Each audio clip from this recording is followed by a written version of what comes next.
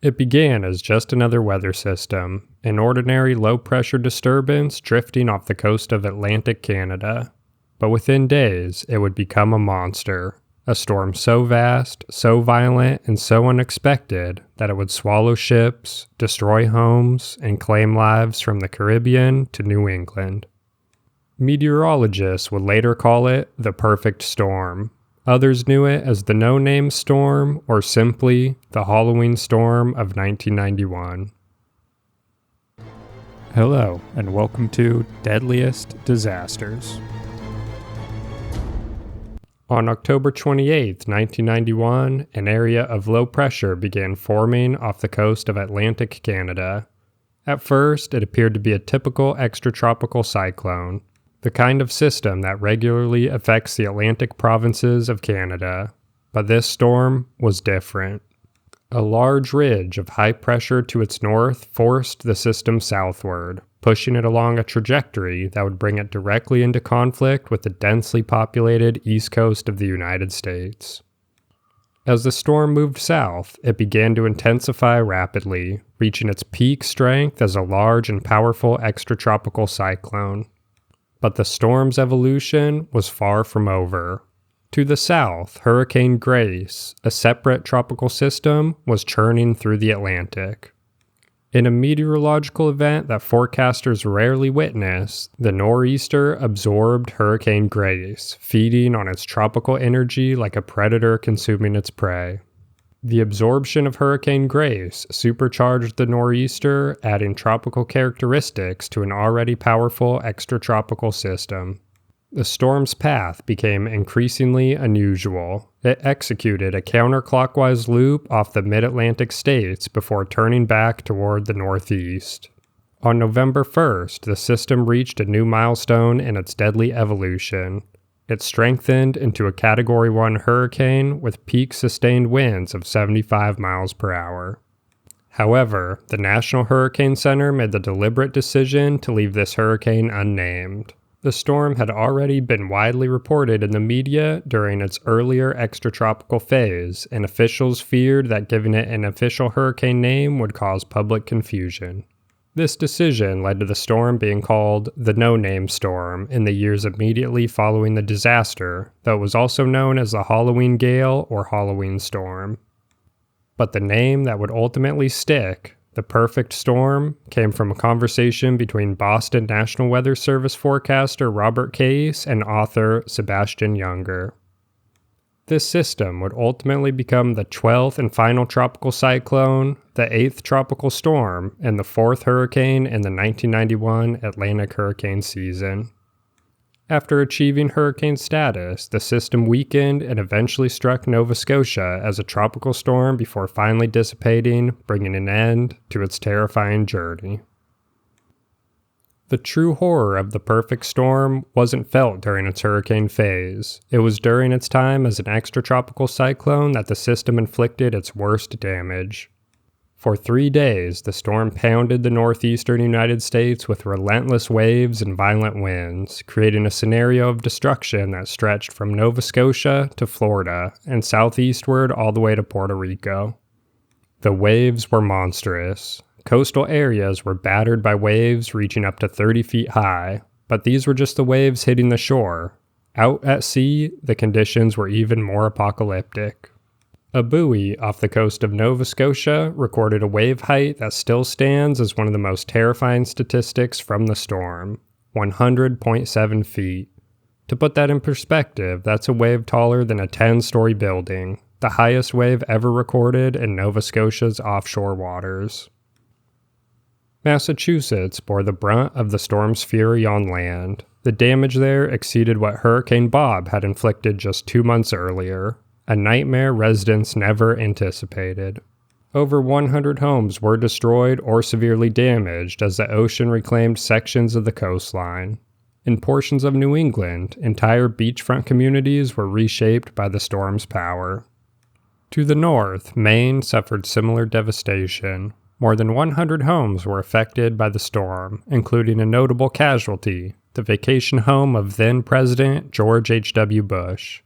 When even the president's retreat couldn't withstand the storm, it underscored the indiscriminate nature of the disaster. More than 38,000 people across 7 states lost power, though this number was actually relatively low compared to Hurricane Bob. The Halloween storm produced little rainfall, and many trees had already shed their leaves for the season, reducing the likelihood of falling branches taking down power lines.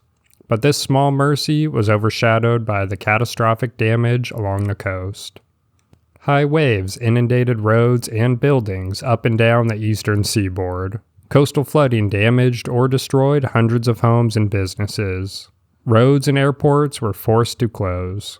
The damage across 7 states totaled over $200 million in 1991 currency, worth almost $500 million today. But dollar amounts, property damage, and power outages tell only part of the story. The real tragedy of the perfect storm was measured in human lives lost.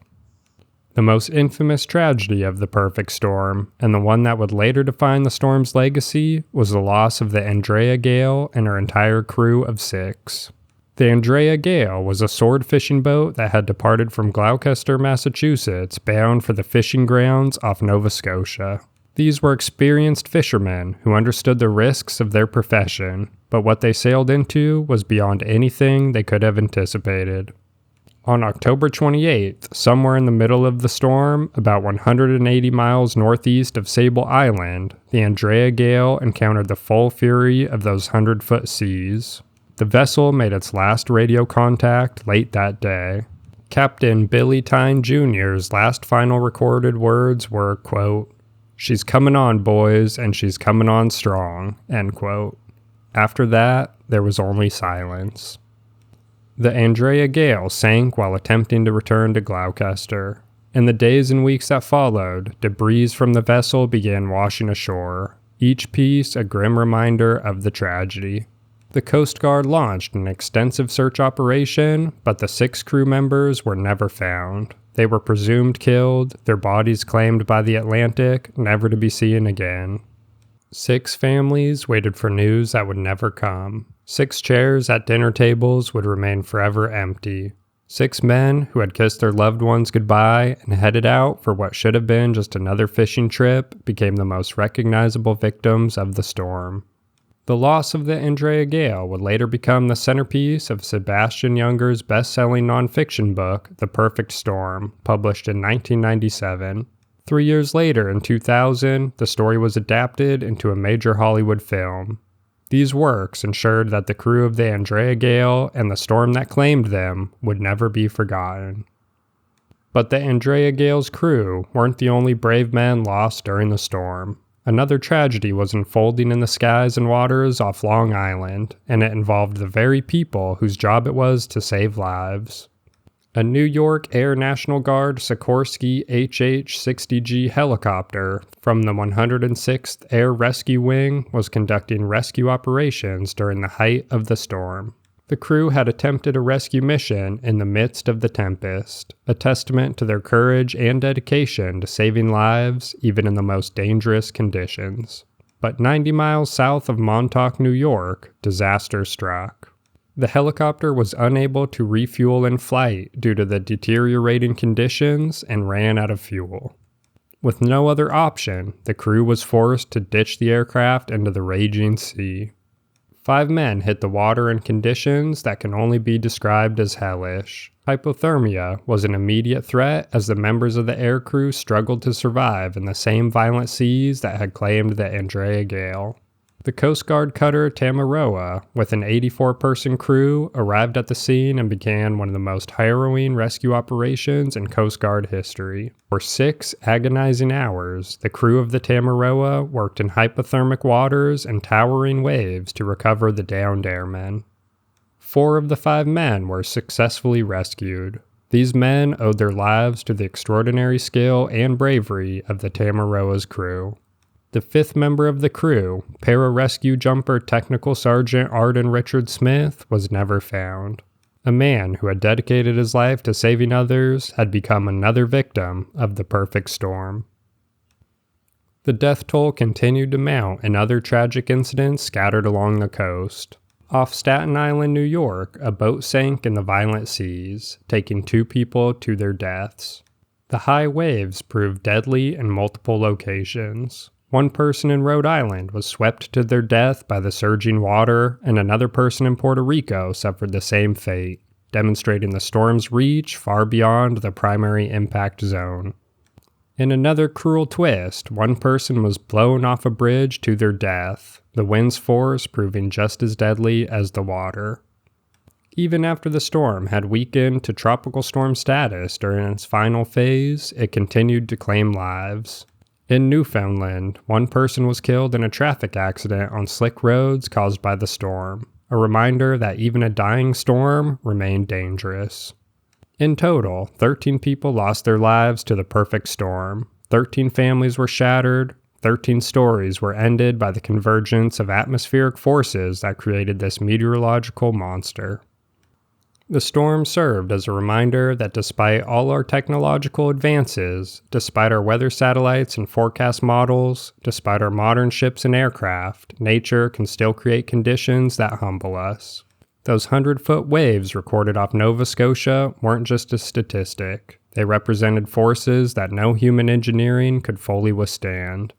But the storm also demonstrated the remarkable courage of those who face such dangers. The crew of the Andrea Gail, who sailed into a deadly seas to make a living in one of the world's most dangerous professions. The Air National Guard crew who attempted a rescue in the middle of a historic storm. And the Coast Guard crew of the Tamaroa, who spent 6 hours in nightmarish conditions to save 4 lives. The cultural impact of the storm, amplified by Junger's book and the subsequent film, ensured that the perfect storm would be remembered not just as a meteorological event, but as a human story of loss, courage, and the sea's eternal power. Thank you all for tuning in. Please like and subscribe, and let me know what other topics you'd like me to cover. This has been Deadliest Disasters.